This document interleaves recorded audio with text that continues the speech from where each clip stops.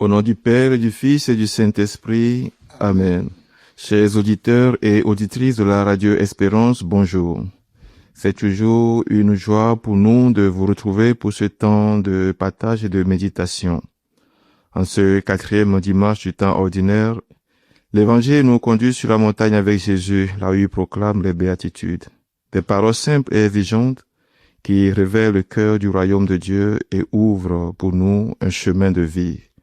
Avant d'entrer dans ce temps de méditation, ouvrons nos cœurs à l'action du Saint-Esprit, afin qu'il puisse nous guider, éclairer notre intelligence, apaiser nos cœurs et faire résonner en nous la parole qu'il veut nous donner aujourd'hui. Viens, Esprit de sainteté, viens, Esprit de lumière, viens, Esprit de feu, viens nous embrasser. De l'Évangile de Jésus-Christ selon saint Matthieu. En ce temps-là, voyant les foules, Jésus gravit la montagne. Il s'assit et ses disciples s'approchèrent de lui. Alors, ouvrant la bouche, il les enseignait. Il disait, « Heureux les pauvres de cœur, car le royaume des cieux est à eux. Heureux ceux qui pleurent, car ils seront consolés. Heureux les doux, car ils recevront la terre en héritage. Heureux ceux qui ont faim et soif de la justice, car ils seront rassasiés. Heureux les miséricordieux, car ils obtiendront miséricorde. Heureux les cœurs purs, car ils verront Dieu. Heureux les artisans de paix, car ils seront appelés fils de Dieu. Heureux ceux qui sont persécutés pour la justice, car le royaume des cieux est à eux. Heureux êtes-vous si l'on vous insulte, si l'on vous persécute, si l'on dit faussement toutes sortes de mal contre vous, à cause de moi. Réjouissez-vous, soyez dans l'allégresse, car votre récompense est grande dans les cieux. Acclamons la parole de Dieu. Louange à toi, Seigneur Jésus.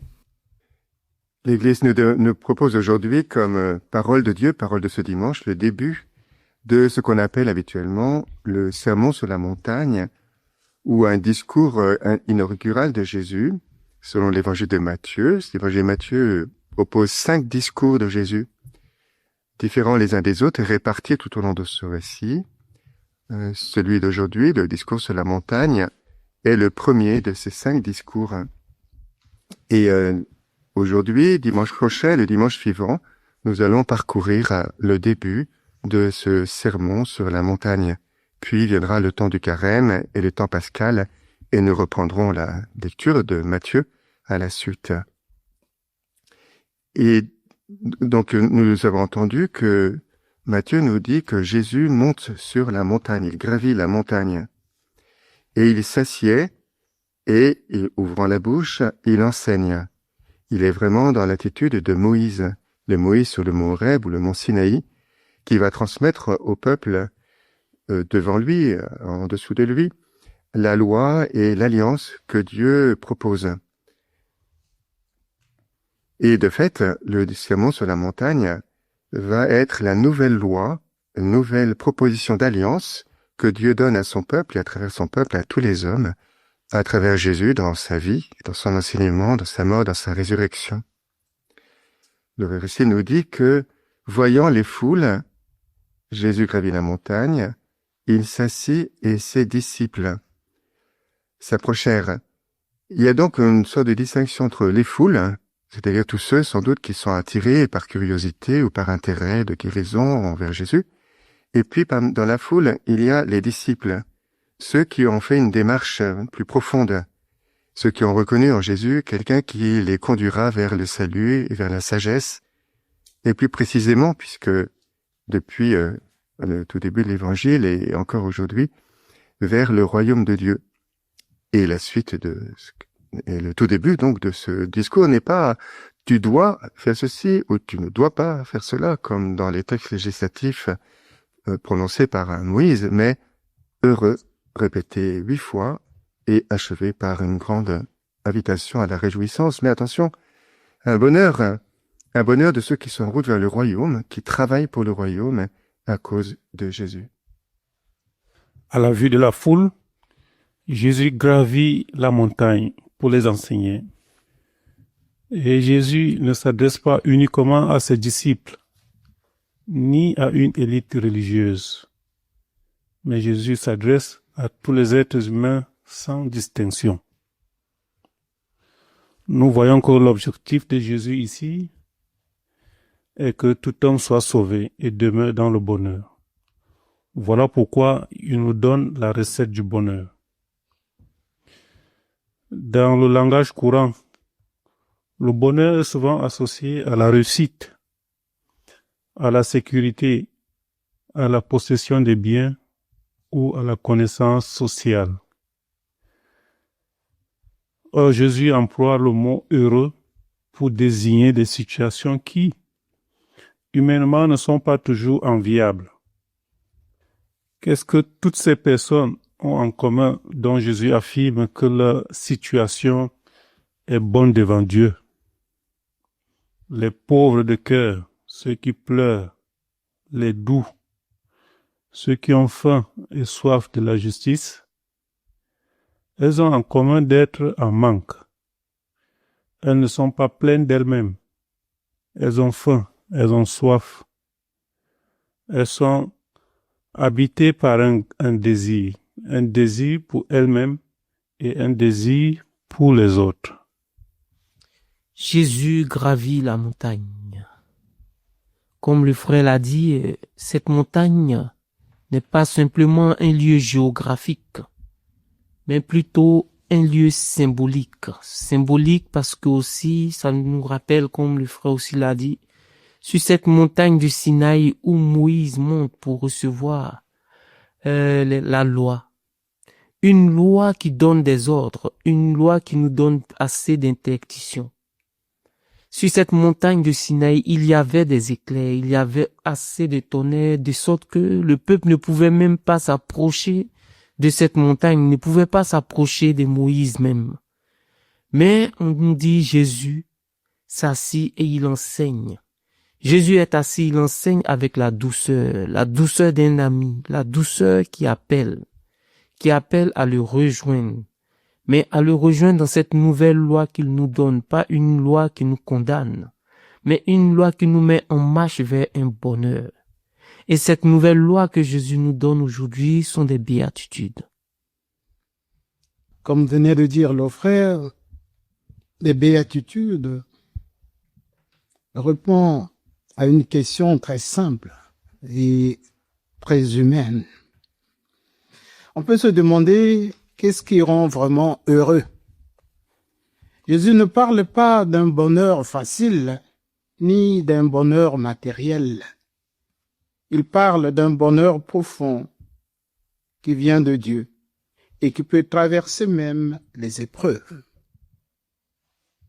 Les béatitudes, comme le disait le frère, merci quand même frère pour cette entrée assez costaud dans cette parole qui n'est pas très simple non plus.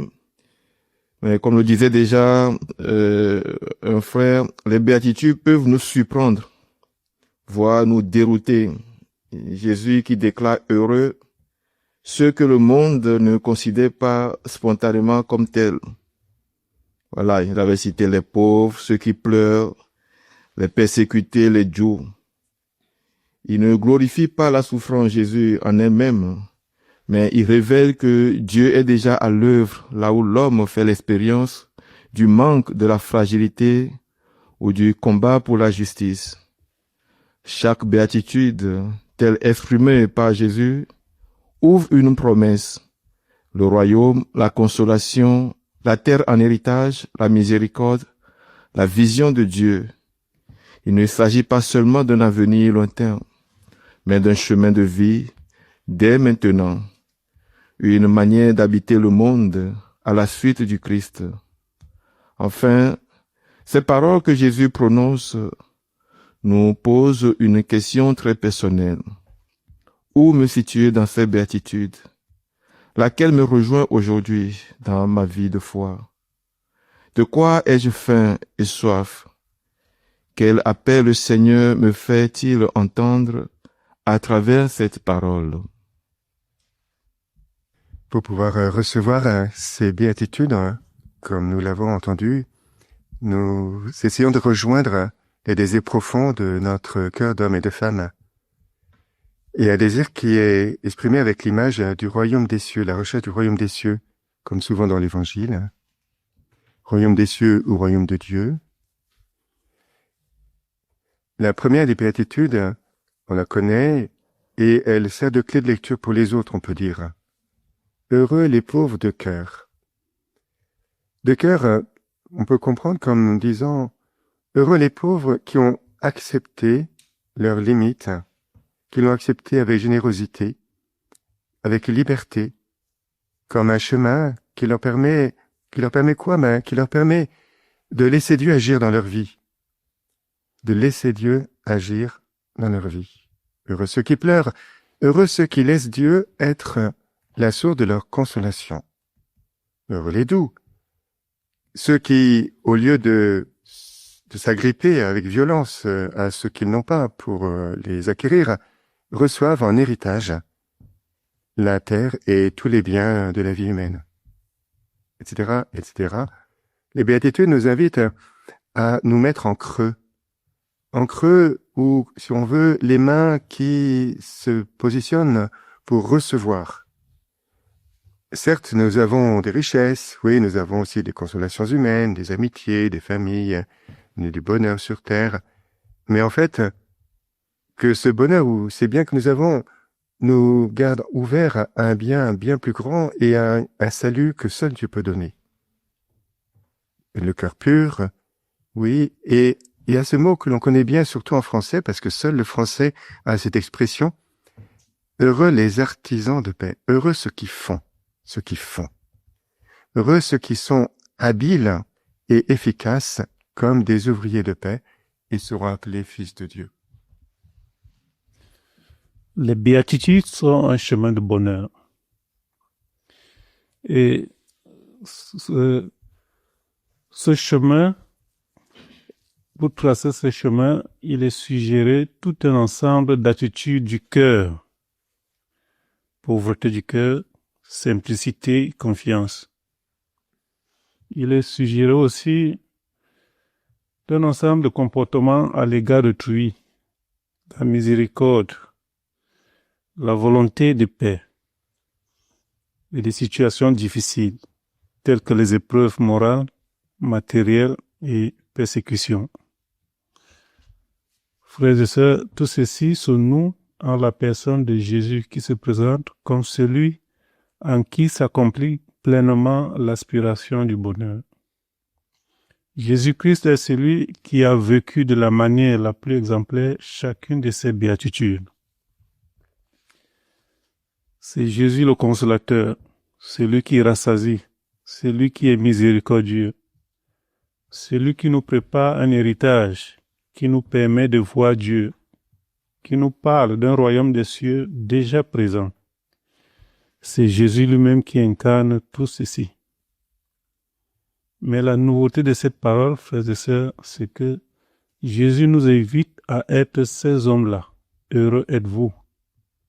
Jésus nous révèle ainsi le nouvel homme que nous sommes appelés à être, nous tous qui cherchons la joie, le bonheur, et qui nous mettons à sa suite.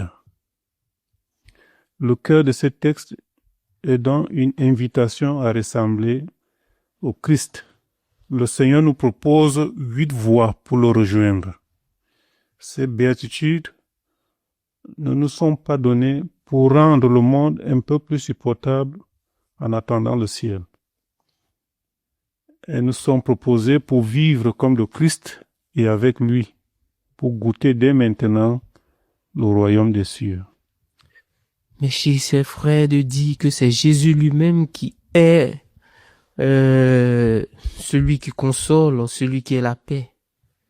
Mais les béatitudes que nous avons aujourd'hui, frères et sœurs, ne sont pas une liste, si je peux le dire, de choses à faire pour mériter le royaume des cieux. Elles vont au-delà d'une liste.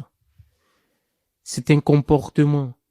Elles sont avant tout le portrait même de Jésus qui parle. Car je vais emboîter un peu le pas du frère, c'est Jésus qui est le vrai pauvre de cœur. C'est lui le doux. C'est lui qui pleure sur nos souffrances. C'est lui le pur de cœur qui voit nos prières. Lui le pur de cœur aussi qui voit le Père et qui nous le communique. En écoutant les paroles de Jésus aujourd'hui, nous ne contemplons pas un idéal inatteignable. Non, nous pouvons aussi l'atteindre.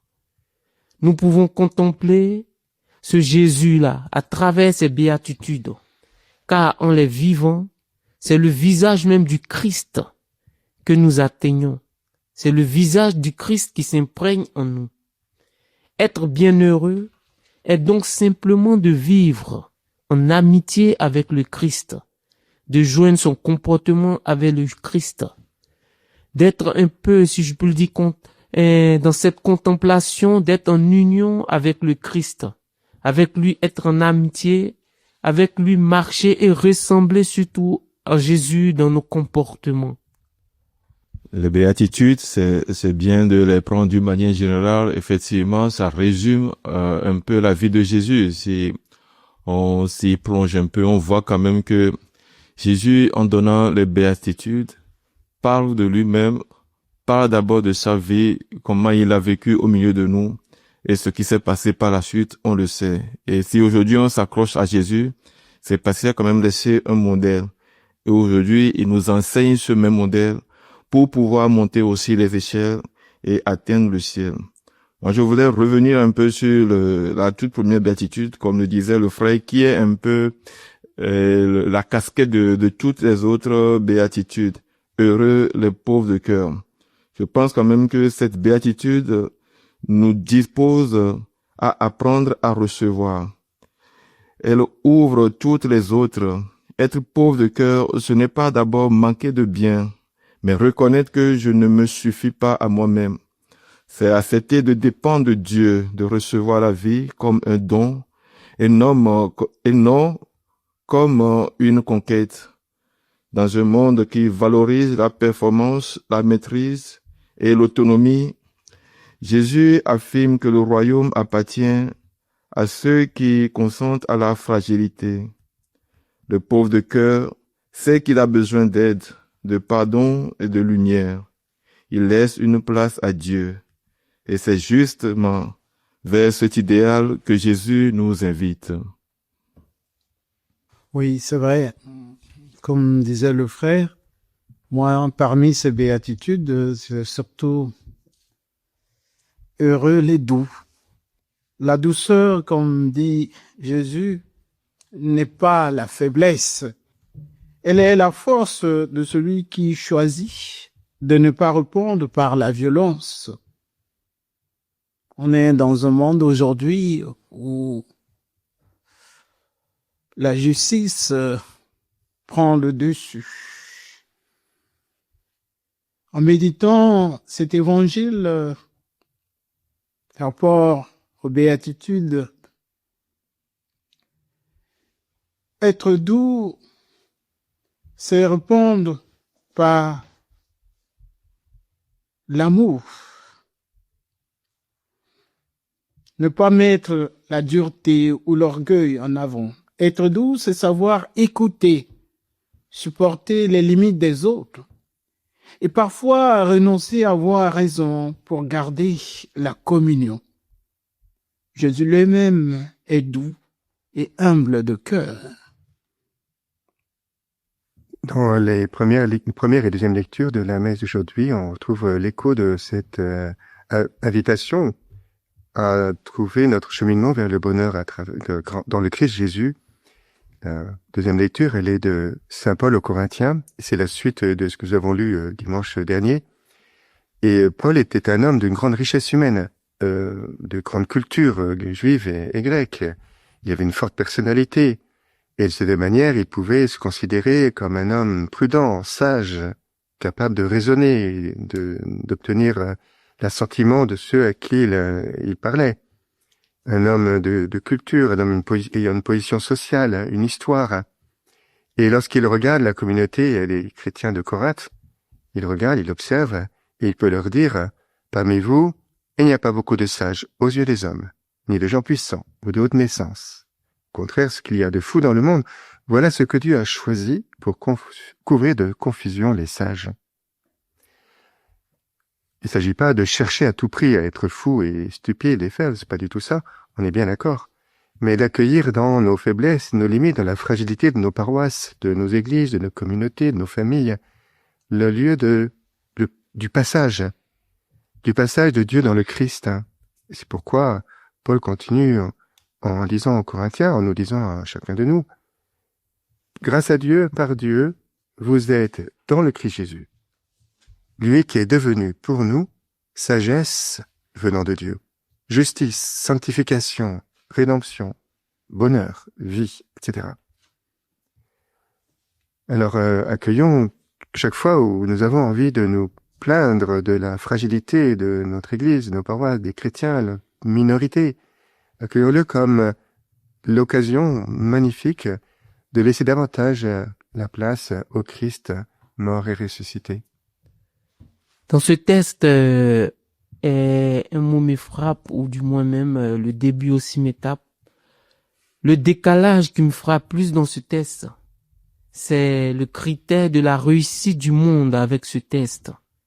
Le monde nous dit « heureux les riches, heureux les forts, ceux qui ne pleurent jamais et ceux qui écrasent les autres. C'est ceux-là qui seront heureux, c'est ce que le monde nous dit toujours. » Mais avec ce que le monde propose, Jésus répond « heureux les pauvres, les doux, les miséricordieux. » Dans les béatitudes que Jésus nous donne, ce n'est pas parce que le pauvre manque de tout. Non, mais c'est parce que le pauvre, par ce manquement qu'il a, il a le royaume des cieux avec lui. Le bonheur chrétien n'est pas l'absence de problèmes, non. Il y aura toujours des problèmes, nous aurons toujours des montagnes qui se dressent devant nous. C'est la présence de Dieu au cœur de nos manquements, la présence de Dieu au cœur de nos souffrances. Accueillir Dieu malgré ce que nous sommes, malgré l'état qui se présente devant nous.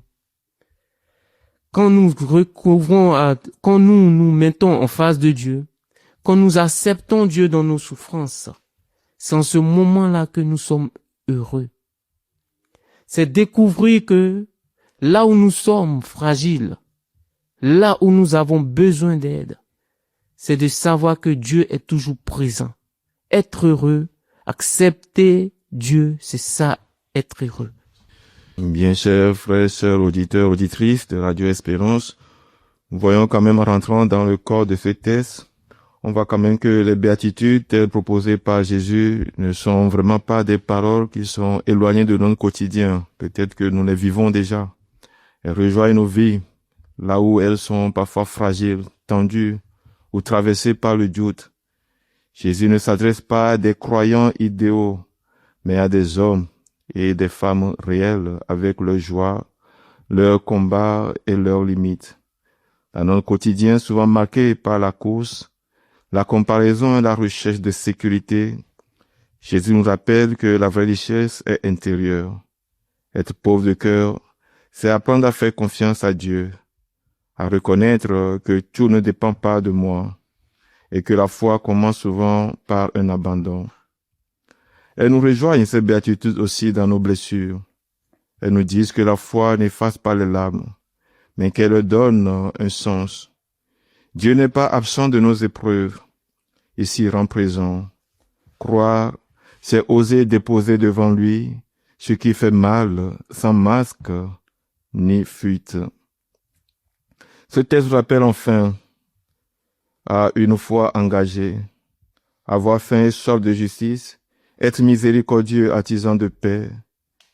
Ce sont des attitudes très concrètes dans nos relations, nos choix, nos paroles, nos silences. La foi ne se vit pas seulement à l'église, elle se déploie dans chaque geste du quotidien. Vivre aujourd'hui toutes ces béatitudes que le Christ nous donne peut sembler illusoire, presque impossible dans le quotidien. Ce qui peut être pratique et réaliste, c'est de choisir une béatitude comme clé et de s'y accrocher solidement, en laissant progressivement son esprit et son cœur s'ouvrir aux autres. Qu'est-ce que nous pouvons retenir de cette méditation? Nous remarquons que chaque béatitude comporte une déclaration de bonheur, toujours la même, heureux. Et nous retenons que être heureux ou être heureuse une personne dont la situation est bonne devant Dieu. Autrement dit, devenir un bon disciple de Dieu, le suivre comme vrai disciple. Il est bien évident que la situation défavorable ne procure ni bonheur affectif ni bonheur psychologique. Mais il est bon devant Dieu de lutter contre le mal qui règne dans le monde.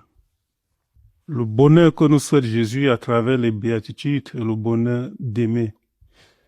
Le bonheur d'aimer est celui qui répond à la vraie grandeur et à la vraie dignité de l'homme. Le vrai bonheur est celui que nous avons parce que nous aimons. Par exemple, la pauvreté de cœur est inhérente à l'amour. L'amour sans pauvreté n'est pas l'amour. Aimer, c'est choisir joyeusement de devenir pauvre. Parce que nous nous sommes tout donnés à ceux que nous aimons et que nous attendons tous d'eux. Dieu lui-même est pauvre, il n'a rien parce qu'il est tout.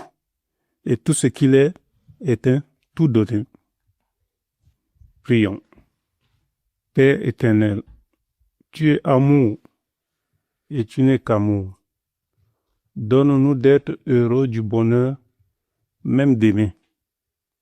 Nous te prions, Seigneur, de rejoindre tous ceux qui, en ce moment, se sentent malheureux parce qu'ils sont mal aimés ou rejetés par les autres, dans leur entourage, surtout familier.